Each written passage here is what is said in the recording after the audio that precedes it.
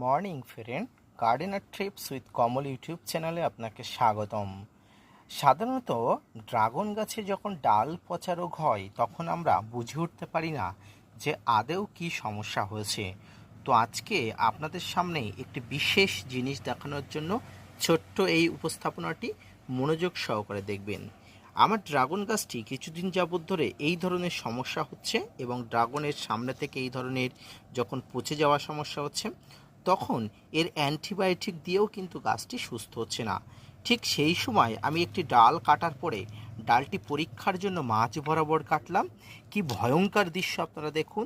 ডালের যে শির বলেন বা ডালের যে শিরা উপশিরা বলেন, এটি ভয়ানকভাবে আক্রান্ত হয়েছে।